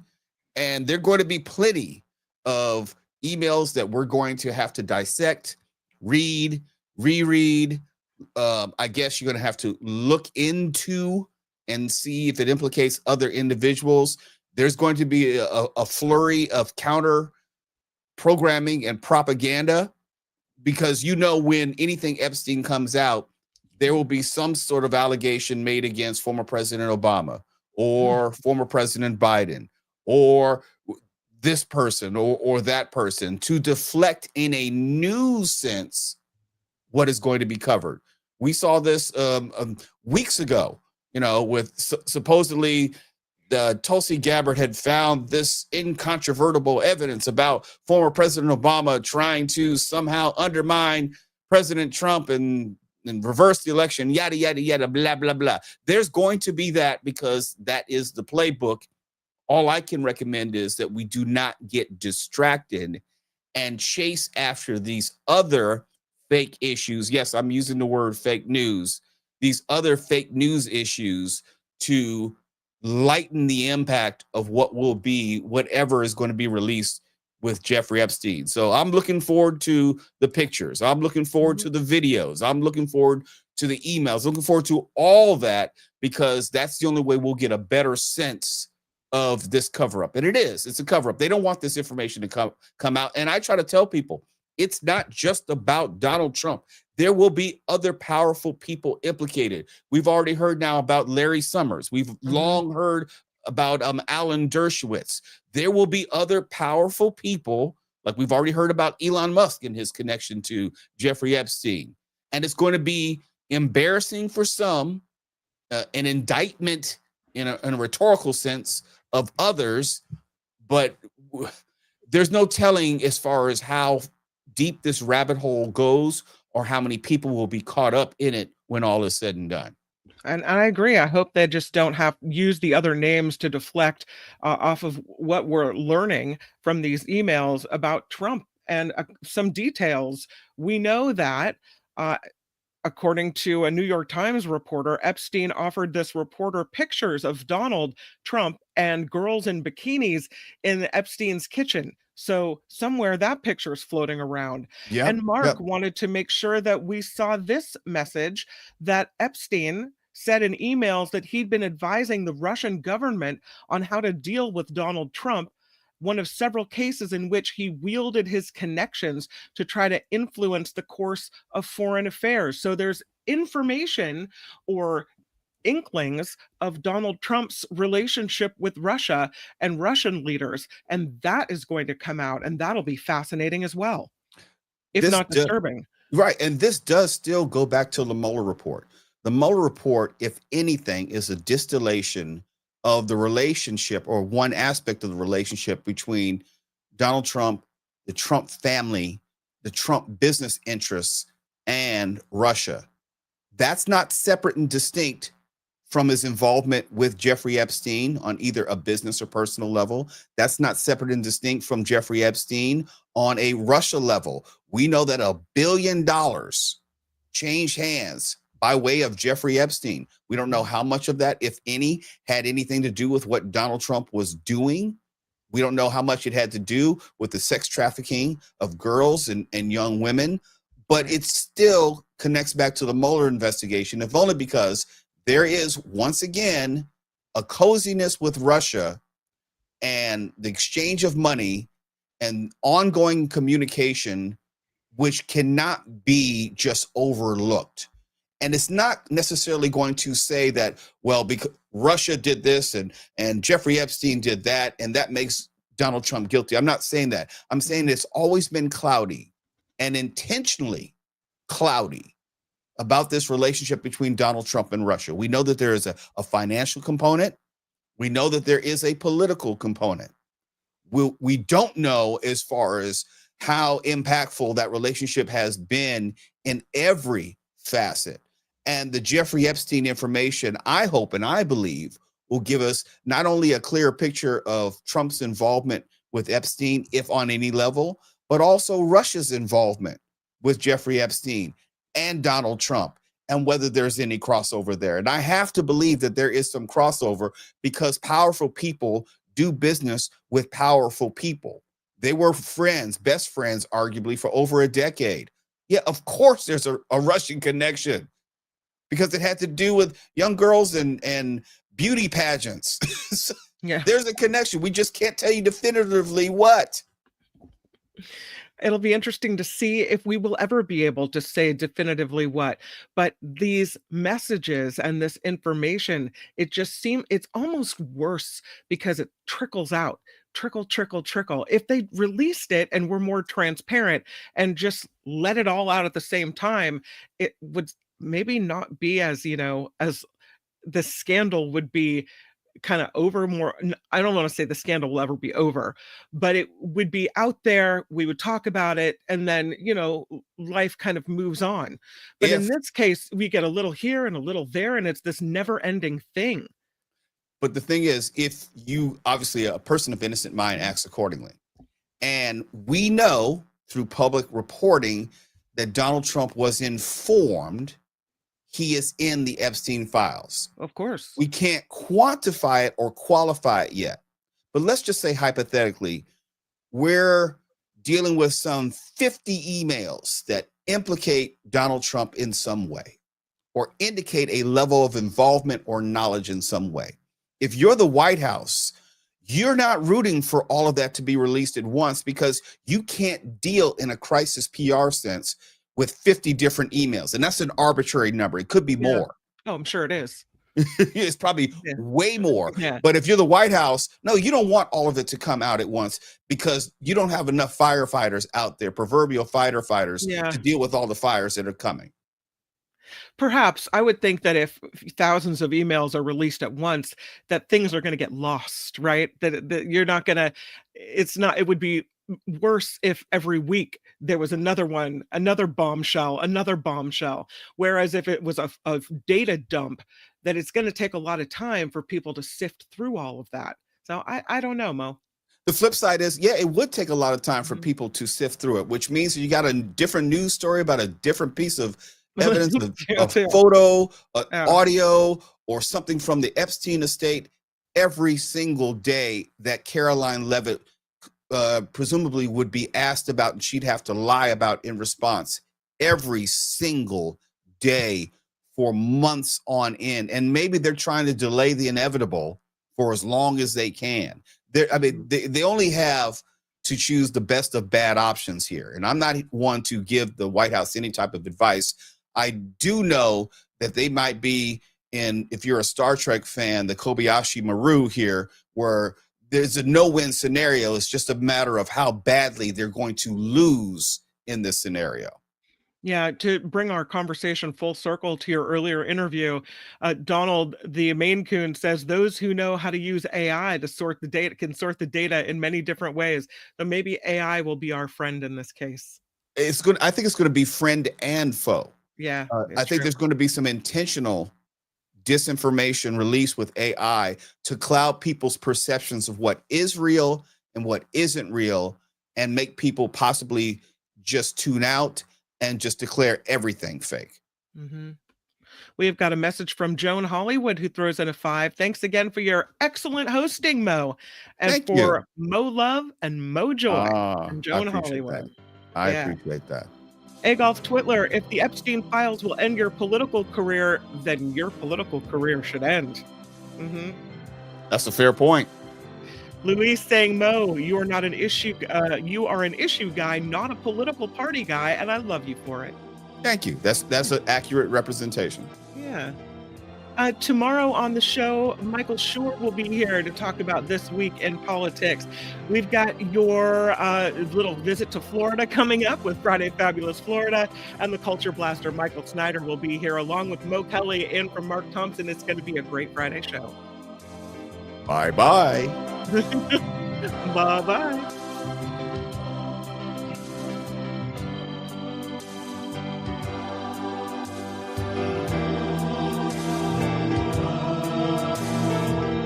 I'm Shadow Stevens for The Mark Thompson Show. Bye-bye. All the time. Bye-bye.